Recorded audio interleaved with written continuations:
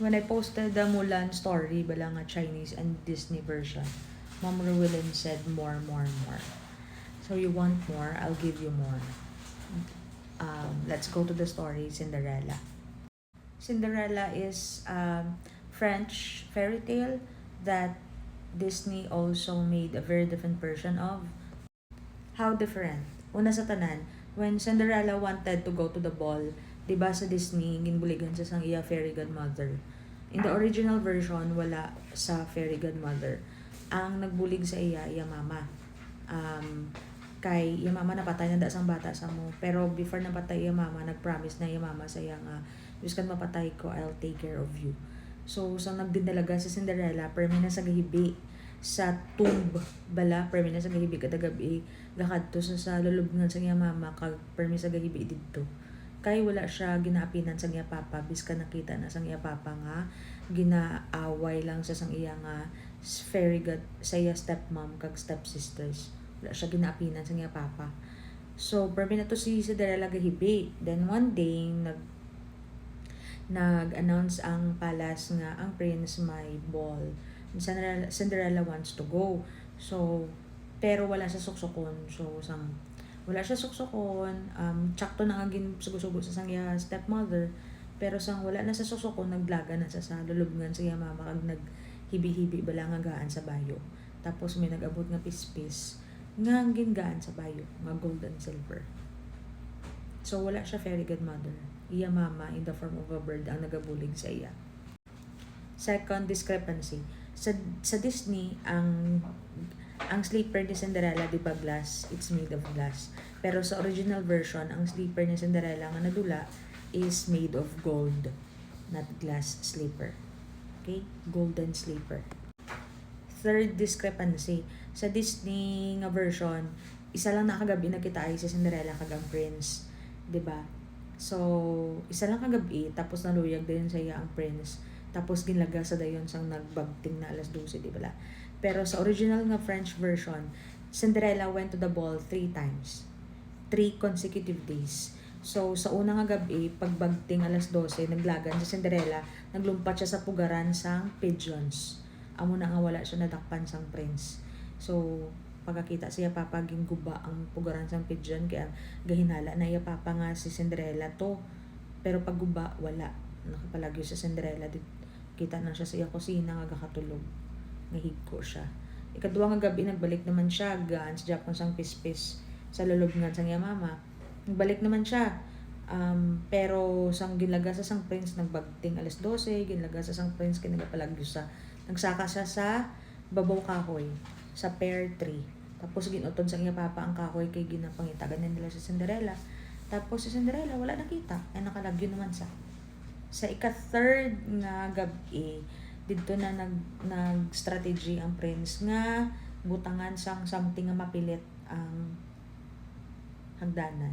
Didto nabilin ang golden sleeper, not glass sleeper ha, golden sleeper sa original nga version. Didto nabilin ang golden sleeper ni Cinderella. Then, ang nagkalabilin is very madugo na siya. Hindi na siya pang fairy tale.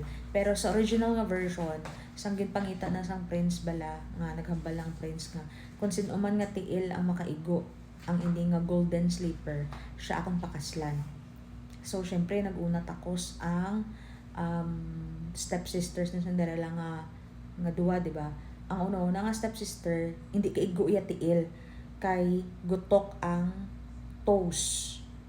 So, anong habal ni stepmother? Utda imo toes. Kay kung magprinsesa ka na, hindi mo naman kinanglan maglakat. So, ginutod. Diba may blood and gore. Ginutod. Tapos, pagkakita sang prince kang kaigo iya sleeper, gindala na siya sa karwahe, pakadto sa palasyo, kay pakasla na sa tani. Pero paglabay nila dito sa lulubngan sa niya mama, may nagambal nga pigeon nga, "Look, there's blood, there's blood." Tas paglantaw sang prince, gadugo-dugo na ang golden sleeper. Kahit nag-utod gani isang stepsister iya toes para lang kaigo ang sapatos. So pagkakita nga gadugo-dugo, hindi gali insakto nga kaigo sa iya, ginbalik siya didto. After that, ang stepsister naman nga manghod ang nagtry. Kaigo iya toes, pero hindi kaigo iya heel.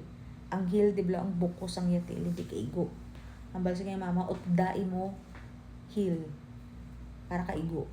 Kaya kung magprinsesa ka na, hindi mo naman kinanglan maglakad. So, ginutod ya. Tapos, nagdugo-dugo. Tapos, pagkakita sang prince nga, and the same process, ay, kaigo.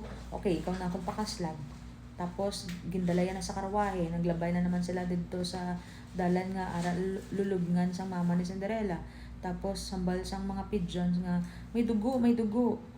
Tapos, nang paglantaw sang prince nagdugo-dugo tuod tapos na-discover niya nga ginutod sang stepsister ang heel bala niya para lang makaigo ang sapatos. So hindi gali tuod kaigo sa ila, so ginbalik ya ginpaliko yang karwahe kag ginbalik ya didto sa ila balay. So wala na sila mga tiil wala na sila toes kag mga heels kag ipang utod nila. And lastly, tuod to nga pagtapos ng Cinderella nga kaigo sa iya, pero hindi pa dyan nagtatapos ang kwento. Kay isang nagpakasal na si Prince kag si Cinderella, nag-attend na iya duha ka stepsister kay para makagain bala sila favor kay ilang nga stepsister mapakasal na di bala. So nag-attend na sila. So ang natabo na sa ila sang nagaupod sila sa nagagwa na si Cinderella kag si Prince halin sa simbahan.